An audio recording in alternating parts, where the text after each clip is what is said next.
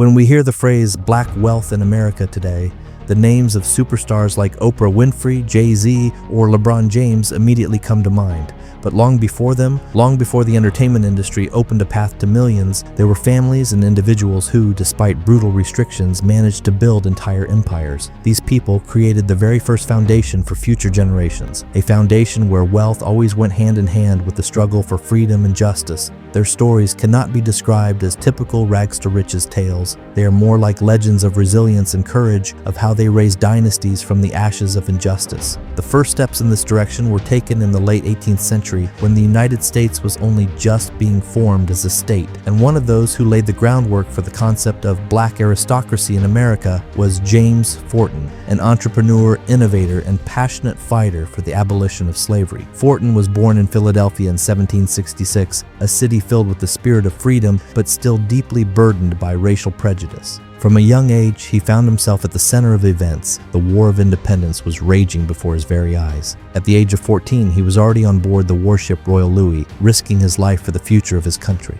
Fate quickly revealed to him the cruelty of the world. The ship was captured by the British, and the young Forten ended up imprisoned on a notorious prison ship, infamous for its horrific conditions. He was offered an easy way out, stay in England and begin a comfortable new life, but he refused. Even as a teenager, he understood that his place was in America, standing alongside his people. When he returned to Philadelphia, Forten began working as an apprentice in a sail-making workshop. There, he showed remarkable talent. Unwilling to settle for tradition, he invented a completely new type of sail that made ships faster and more maneuverable. This innovation became his golden ticket. When the workshop's owner retired, James was able to buy the business and in a short time turned it into one of the most successful enterprises in the city.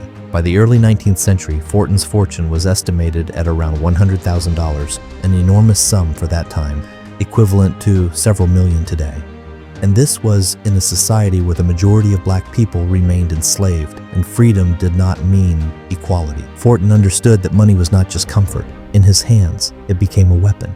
He invested heavily in newspapers, supported organizations that fought against slavery, and his home became the headquarters of the abolitionist movement and one of the stations of the Underground Railroad, the secret route by which runaway slaves sought freedom. For him, wealth had no value unless it served the common good. That is why James's children and his wife Charlotte were raised not in luxury, but in the spirit of service to society. His sons continued the family business and their father's activism, while his daughters, through marriage, connected the Forten family with another influential clan, the Purvises. The brightest representative of the next generation was James's granddaughter, Charlotte Forten Grimke. She entered history as a poet and teacher who dedicated herself to educating newly freed slaves after the Civil War. Her diaries remain an important historical record of that era. When James Forten died in 1842, his funeral became a national event. Thousands of people, both white and black, came to pay their respects. His life proved that even in a society built on discrimination, greatness was possible when talent, perseverance, and faith in justice came together.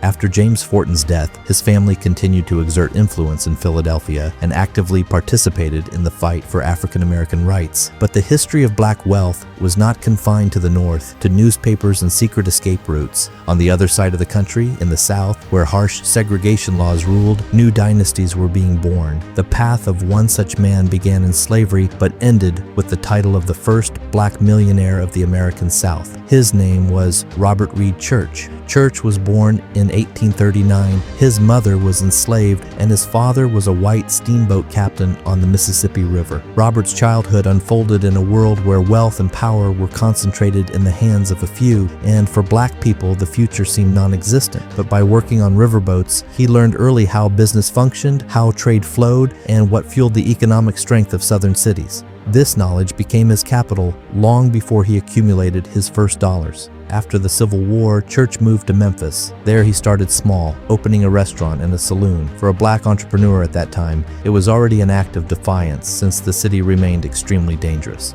The danger soon became reality. In 1866, a racist riot broke out in Memphis, during which white mobs attacked black neighborhoods. Church's businesses were destroyed, he was severely wounded, and left for dead.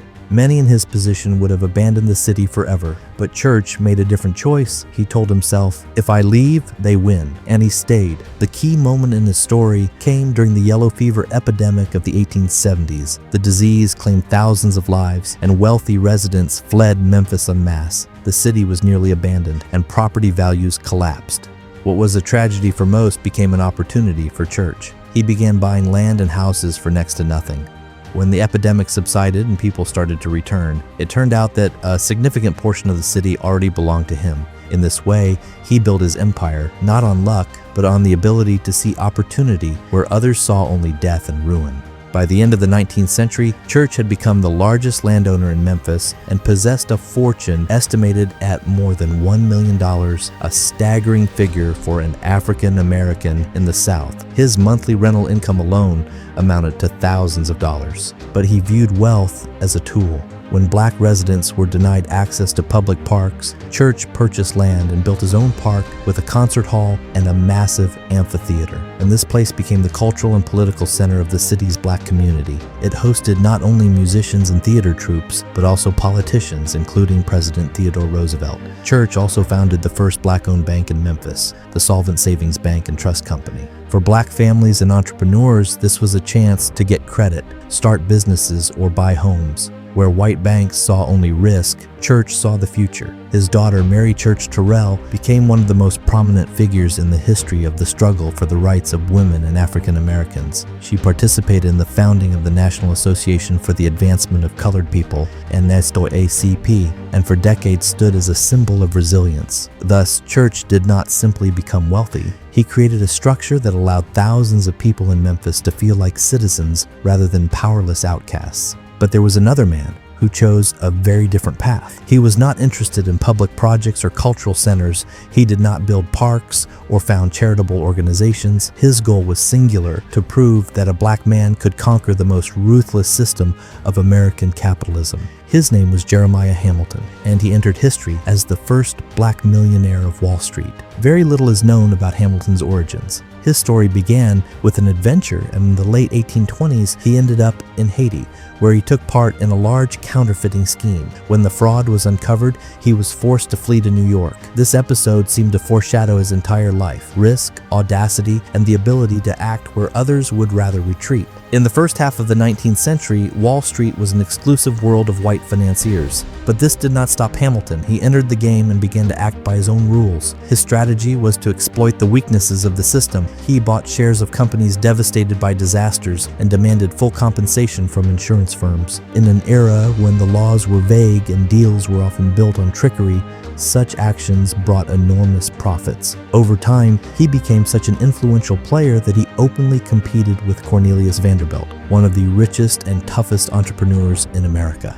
The white press, with contempt, called Hamilton the Black Shark and the Prince of Darkness, while at the same time acknowledging his ability to outplay the strongest rivals. Hamilton did not hide his wealth. He lived in a luxurious home in New Jersey, owned shares in railroads on which he himself was not legally allowed to ride in passenger cars due to racial discrimination. His life was a challenge to the system itself. He married a white woman, demonstrating that the boundaries imposed by society did not exist for him. By the time of his death in 1875, his fortune was estimated at about $2 million, an enormous sum that today would be worth tens of millions. He became the richest black man of his era. Unlike Fortin and Church, Hamilton did not seek to create institutions to support the black community. His legacy was not schools, churches, or banks. His legacy lay in something else. In the very fact of his existence, he proved that in the heart of American capitalism, a black man could be not just a participant, but a victor. This contrast underscores how multifaceted the concept of black wealth was in the 19th century. Some invested their strength in building a collective future, while others demonstrated personal power and independence. But both broke society's expectations about the place of black people in America.